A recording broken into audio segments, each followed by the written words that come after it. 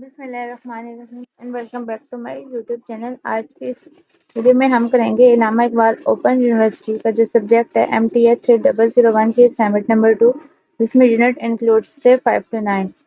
अगर किसी भी स्टूडेंट ने ये वाली असाइनमेंट पेड बनवानी है तो सोल्यूशन फाइल में, ठीक है, यहाँ पे नीचे आप देखें तो आपको नंबर गिवन है, तो वहाँ से वो कॉन्टेक्ट करके फाइल बनवा सकते हैं अपने स्टूडेंट नेम और ID के लिहाज से। क्वेश्चन नंबर 1 का पार्ट ए हमारे पास use Cramer rule to solve 3x plus 2y is equal to 11 and 4x minus y is equal to 5।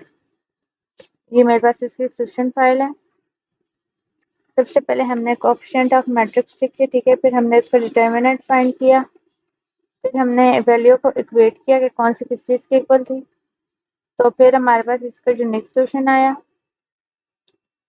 इसको मैं थोड़ा सा जूम कर देती हूँ। फिर हमने रिप्लेस किए, replace the x column with constant from the right hand side.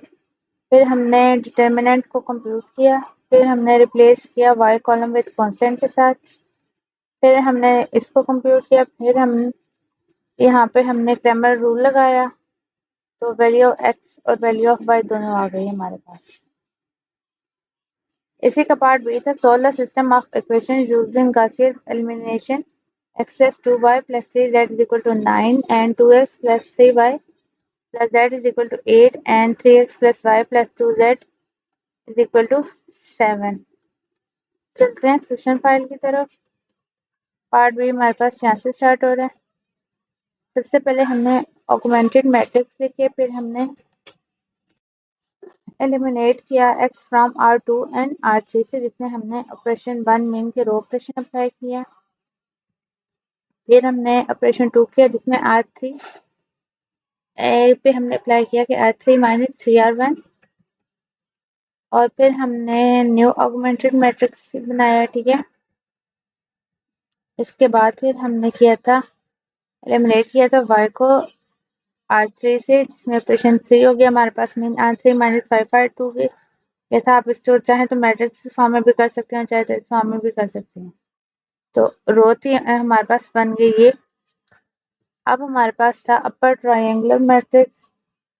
फिर हमने बैक सब्स्टिट्यूशन की z के लिए, तो z की वैल्यू आ गई हमारे पास 5/3। फिर हमने इसको y के लिए सॉल्व किया R2 में। जब हमने इसको सब्स्टिट्यूट किया तो ये वाली वैल्यू आ गई हमारे पास। फिर हमने इसको -10 थर्ड में कन्वर्ट किया। जब हमने इसको कन्वर्ट किया तो y की वैल्यू आ गई हमारे पास 5/3। फिर हमने इसको x के लिहाज से सॉल्व किया, क्योंकि हमें तीनों वेरिएबल जो थी उनकी वैल्यू चाहिए थी। तो सबसे पहले हमने इसको y और z दोनों की वैल्यू पुट करके सब्स्टिट्यूट किया, और फिर हमने इसको कन्वर्ट किया 9 to थर्ड में, तो वो हमारे पास x की क्या वैल्यू आ गई 2/3।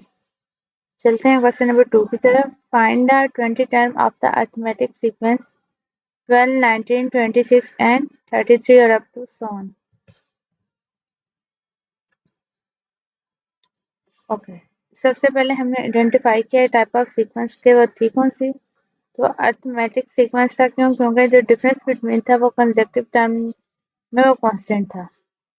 अब फर्स्ट टर्म 12 थी, सेकंड टर्म हमने 12 में से 9 माइनस 7, इस टर्म नंबर जो हमें रिक्वायर्ड थे वो 20 थे।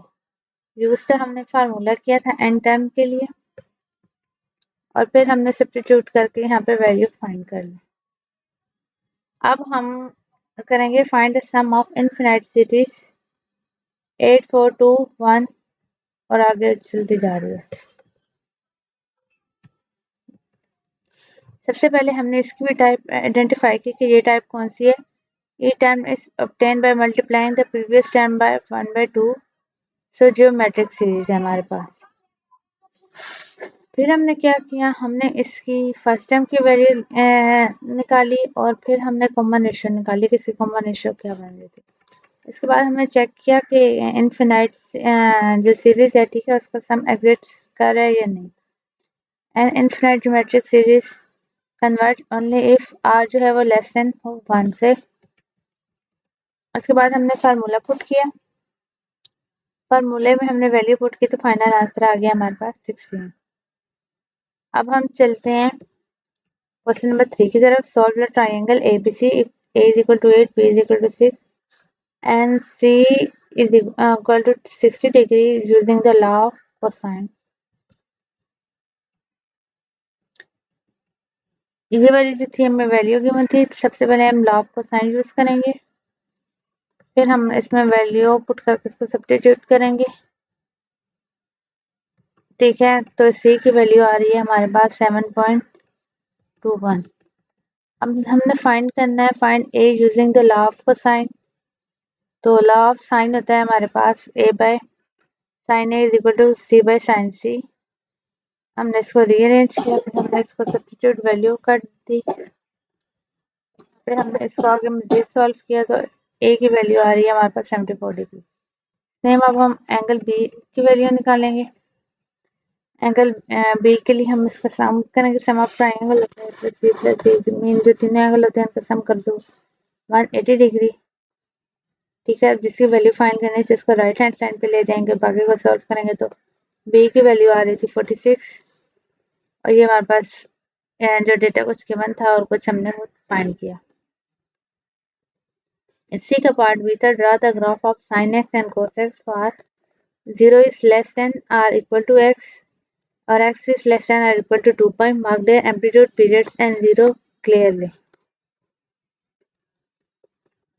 ये तो मेरे पास जो सारा डेटा था वो गिवन था। ठीक है, एम्पलीट्यूड हो गया, पीरियड हो गया, जीरोस हो गए, यहाँ पे हमने निकाले, फिर मैक्सिमम निकाला, मिनिमम निकाला। साइन के लिए भी सेम, कोस के लिए वही काम हमने किया। ठीक है, मैक्सिमम कहाँ पे है, मिनिमम कहाँ पे है, अब ये नीचे हमारे पास ग्राफ है दोनों के।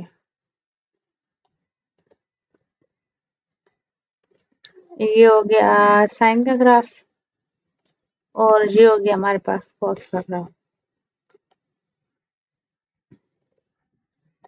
अब चलते हैं क्वेश्चन नंबर 4 की तरफ, find the parabola x square is equal to minus 20 determine the following focused directrix equation of the axis. तो हमने इसको सॉल्व किया। ठीक है, पहले हमने कंपेयर करेंगे स्टैंडर्ड फॉर्म के साथ। तो हमारे पास 4a मीन a की वैल्यू आ गई हमारे पास -5। The next sign tell us the parabola open downward. फिर हम चलते हैं फोकस की तरफ। तो जब हम इसको सब्स्टिट्यूट करेंगे तो इसकी वैल्यू आ रही है हमारे पास 0 -5।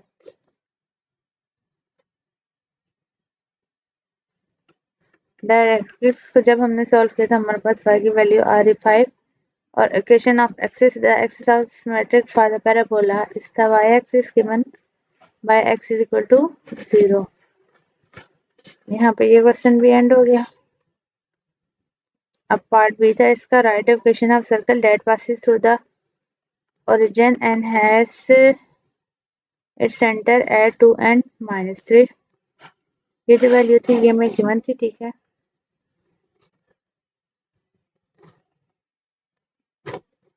कहाँ, यहाँ पे थे स्टैंडर्ड इक्वेशन ऑफ सर्कल सबसे पहले हमने लिखी। ठीक है, जिसमें हमने सेंटर बताया गया, अच्छा के है, रेडियस हमारे पास आ रहा है, फिर हमने उसको वैल्यू पुट किया, हमारे पास ये वाली इक्वेशन बनी और फिर हमने रेडियस फाइंड किया यूजिंग ओरिजिन के थ्रू। जब हमने इसमें वैल्यू पुट की तो आर स्क्वायर आ रहा था हमारे पास 13। तो हम इसको फाइनल इक्वेशन में पुट करेंगे तो ये आ जाएगी हमारे पास फाइनल इक्वेशन। अब हम चलते हैं क्वेश्चन नंबर 5 की तरफ।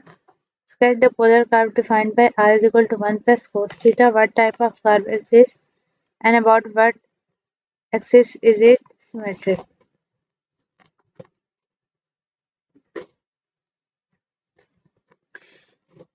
जो पोलर फॉर्म थी वो ये थी। ठीक है, नीचे हमने सारी वैल्यूज पहले इक्वेट की। ठीक है, और वहां से हमें पता चला कि ये है कौन सी। फिर हमने रिप्लेस किया थीटा को माइनस थीटा के साथ। तो अब हमने symmetric about the polar axis किया, ये वाली इक्वेशन आ गई हमारे पास।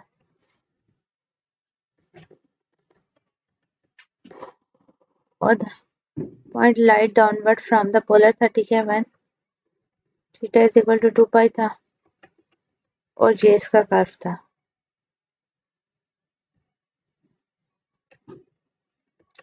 और ये